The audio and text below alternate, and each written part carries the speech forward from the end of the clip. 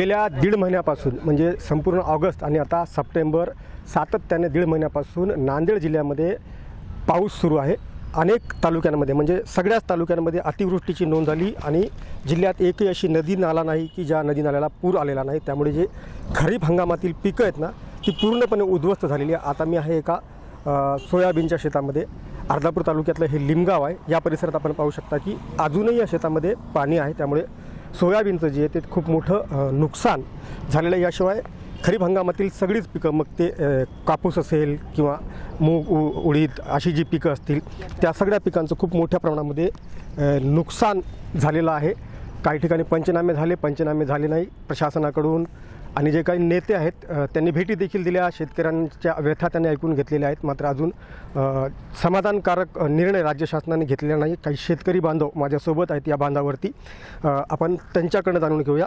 दादा तुमचं नाव काय? माझं नाव गंगाधर आनंदराव कल्याणकर, पिंपळगाव महादेव तालुका अर्धापूर। बरं, हे शेत तुमचंच आहे ना? हा, शेत आमचंच आहे। काय झालं नुकसान? या शेतामधून सगळं पाणी जाऊन पूर्ण नुकसान झालेलं आहे आणि आता सध्या घडीला आमच्या सोयाबीनला एक बी शेंग बाकी राहिली नाही। तर आमचा याच्यावर कमीत कमी एकरी 20,000 रुपये खर्च व्हायला आहे आणि उत्पन्न काहीच होईना आले। सलग 3 वर्ष झालं आमचं नुकसान व्हायले आणि यावर्षी शासनानं आम्हाला जास्तीत जास्त मदत द्यावं आणि कोल्हापूर धर्तीवर पॅकेज द्यावं आम्हाला।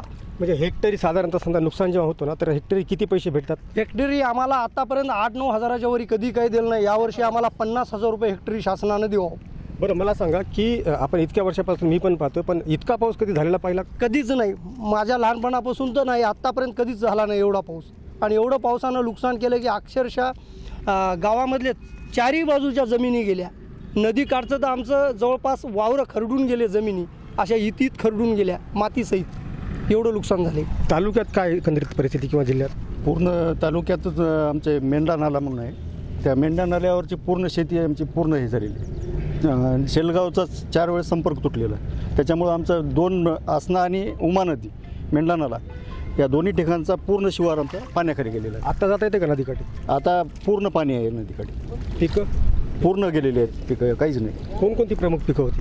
आता सध्या सोयाबीन जास्त आहे आणि ऊस आहे। बरं, सोयाबीनला हेक्टरी साधारणतः किती खर्च येतो?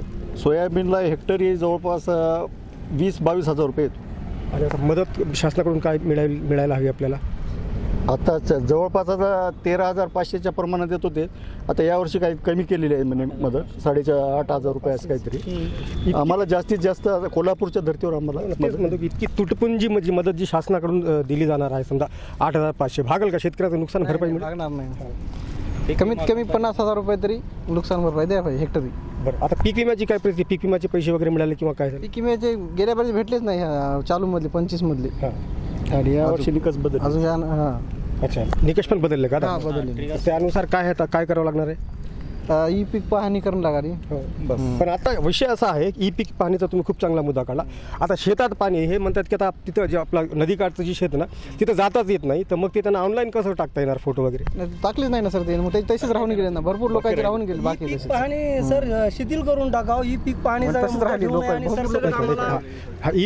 ई पीक पाहणी हे शिथिल करून टाकावं आणि पूर्ण सरसकट लोकांना देऊन टाकावं आणि ई पीक पाहणीचा जे नियम लावलाय शासनाने हे नियम रद्द करावा। हां, पंचनामे झाले का? जे नुकसान झालं ना आपल्या ह्याच्यामध्ये, पंचनामे झालेले आहेत का? नाही, आतापर्यंत झाले नाही पंचनामे। विचारायला तुम्ही तहसीलदारांना किंवा कोणत्या तुमच्या स्थानिक जे प्रतिनिधी? सर सगळं देऊत म्हणजे आता काय होते की बघू त्याला काय पुढचं। अजून पंचनामे मात्र झालेले नाहीत? झाले नाही। अच्छा, एकंदरीत या इकडे काय गावातली परिस्थिती एकंदरीत पिकांची? काहीच नाही सर, काहीही राहिलं नाही पिकांना, कोणतंही उत्पन्न व्हायची अपेक्षा नाही आता। मदतीचीच गरज आहे सरकारच्या। अजून सरकारनं केली आहे ना जाहीर मदत? नाही, अजून तर नाही केली जाहीर। काय अपेक्षा काय शेतकऱ्यांच्या? शेतकऱ्यांच्या अपेक्षा आहेच की हेक्टरी 50,000 रुपये मदत द्यावी।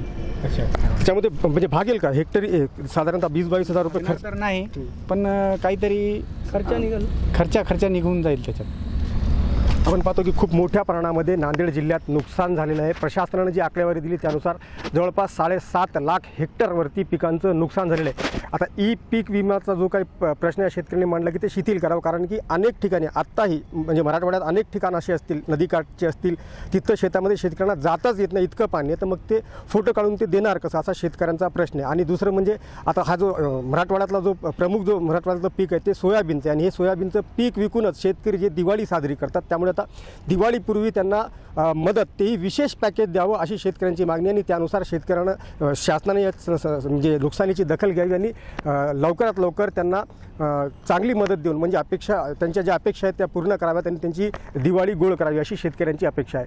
मुजीब शेख, न्यूज 18 लोकमत, नांदेड.